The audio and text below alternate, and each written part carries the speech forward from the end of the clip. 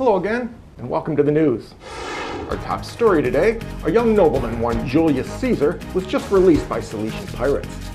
According to him, the pirates were going to demand a 20-talent ransom, but he assured them he was worth at least 50. During his 38 days of captivity, he's said to have composed and read poems to the bloodthirsty cutthroats, joined in their games and exercises, and often laughingly threatened to have them all crucified. As we speak, he's chartering a few ships out of Miletus to give chase. Well, best of luck with that. I'd like to see how it turns out. In local news, in the Frank town of Barrie, a woman has been arrested for the death of her child. She had given birth to a crippled, blind, and mute son, described as more monster than human being. As it had been conceived on a Sunday night, she was afraid to kill it, so instead she gave it to some beggars who put him in a cart and dragged him around for all to see. Sadly, had she but left him at the door of a church, he could have been saved and raised as a slave. In tech news, it appears that nothing is actually something. A mathematician out of Pisa has just written a book that proposes a new system of math based on Arabic numerals.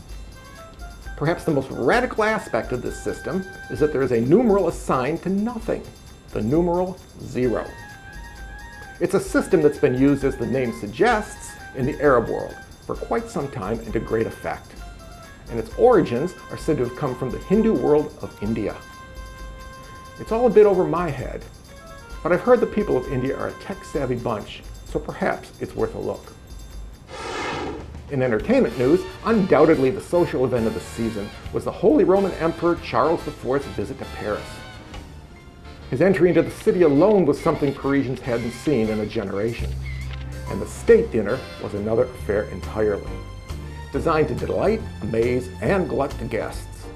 Comprised of 4 courses of 10 pairs of dishes each, the menu included roast capons and partridges, lark pasties, black puddings and sausages, entremet of swan, eels reversed, duck with roast chitterlings, stuffed pigs, peacock, and all topped off with fruit wafers, comfits, medlars, peeled nuts, and spiced wine. A pity the guest of honor was suffering from gout. And finally, in the art world, poet and painter Dante Gabriel Rossetti had a court order executed to exhume his deceased wife, Elizabeth Siddal. Carried out in the dead of night, its purpose was to retrieve the only copies of most of his unpublished poetry. Overcome with grief at her funeral in February of 1862, he had placed them under her famous red hair. As you may recall, she had been a favorite model of the pre-raphealite painters, of which her husband was a leader.